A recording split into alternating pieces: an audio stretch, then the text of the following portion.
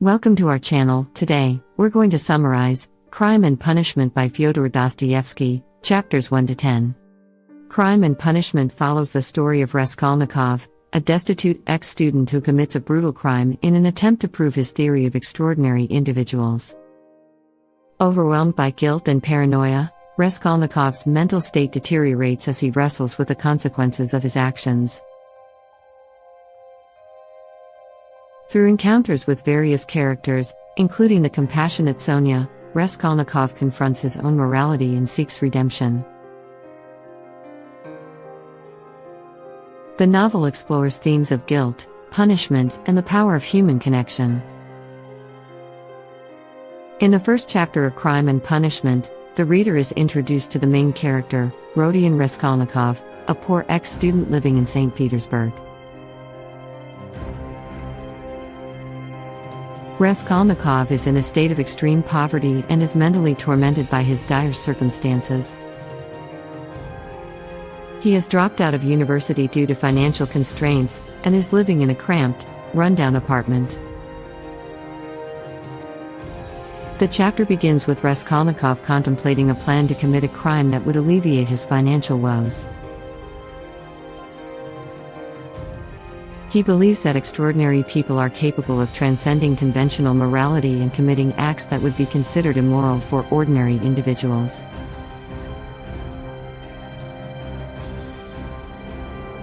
As he ponders this theory, he encounters an old pawnbroker and her half-sister, Lizaveta, in a tavern. This chance encounter fuels Raskolnikov's desperate plan to rob and potentially murder the pawnbroker to steal her wealth. The chapter ends with Raskolnikov preparing to put his sinister plan into action. Chapter 2. In this chapter, Raskolnikov executes his plan to murder the pawnbroker. He waits until the pawnbroker is alone in her apartment and sneaks into her room, armed with an axe. However, at the last moment, Raskolnikov's nerves fail him, and he loses his composure. He struggles to carry out the act, but just as he is about to strike the fatal blow, Lizaveta unexpectedly returns to the apartment. Faced with this unexpected turn of events, Raskolnikov kills Lizaveta as well. Consumed by guilt and panic, he hastily grabs some valuable items and flees the scene. Raskolnikov's mind is in turmoil as he tries to come to terms with the consequences of his actions.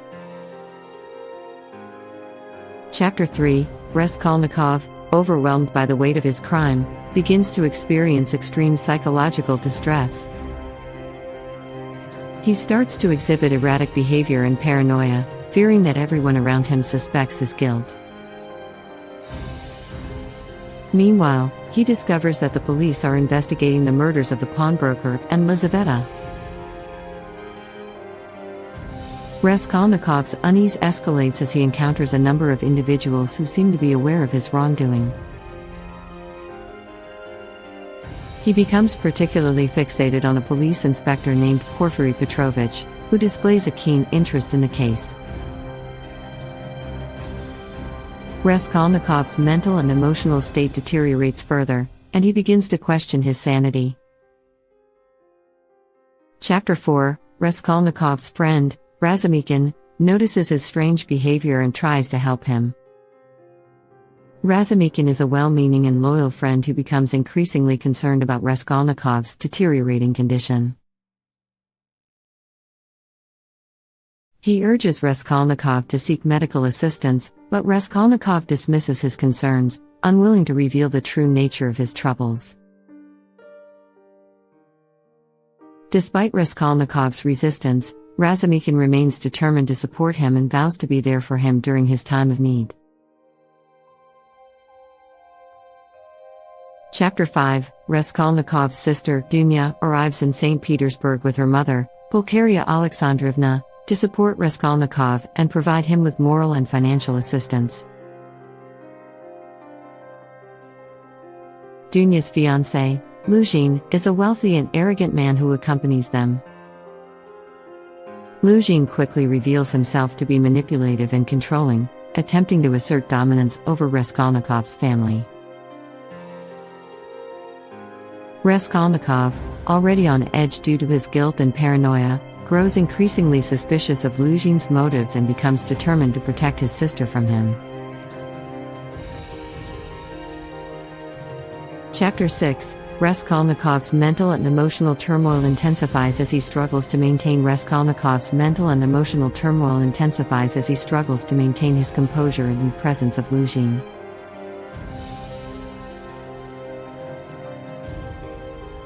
He becomes increasingly convinced that Luzhin has ulterior motives and may be exploiting Dunya's vulnerability. Raskolnikov's suspicions are further fueled when he overhears Luzhin making derogatory remarks about his family to a friend. Filled with rage and a desire to protect his sister, Raskolnikov confronts Luzhin, exposing his true nature and warning him to stay away from Dunya. Chapter 7. As Raskolnikov's mental state continues to deteriorate, he becomes entangled in a series of encounters that further heighten his anxiety. He meets Marmeladov, a drunkard and a former civil servant, who shares his tragic life story with Raskolnikov. Marmeladov's story serves as a reflection of the consequences of one's actions and the moral dilemmas faced by society. Raskolnikov is deeply moved by Marmeladov's story and begins to question his own justifications for his crime. Chapter 8. Raskolnikov's guilt and paranoia reach a breaking point as he finds himself drawn to the scene of the crime, the pawnbroker's apartment. He is driven by an irresistible compulsion to confront the reality of what he has done. As he stands in the room where the murders took place, he is overcome by a mix of horror, guilt, and self-loathing. The weight of his crime becomes unbearable, and he is haunted by visions and hallucinations. Chapter 9. Raskolnikov's internal struggle between his guilt and his belief in his own extraordinary nature intensifies. He becomes fixated on the idea of confessing his crime and facing the consequences of his actions. However, he is torn between seeking redemption and his fear of the punishment that awaits him.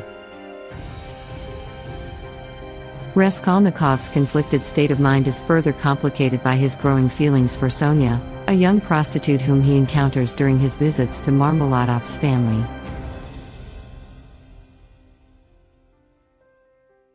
Chapter 10. Raskolnikov's encounters with Sonia become increasingly significant as she becomes a source of solace and understanding for him. Sonia, a devoutly religious woman, offers Raskolnikov unconditional forgiveness and redemption. Through their conversations, Raskolnikov begins to question his theories of superiority and the notion that he is exempt from moral responsibility. Sonia's unwavering faith and compassion serve as a catalyst for Raskolnikov's journey toward self-realization and repentance. Thanks for watching. To read the full version of the book, click on the link in the description below. Don't forget to subscribe to our channel for similar content.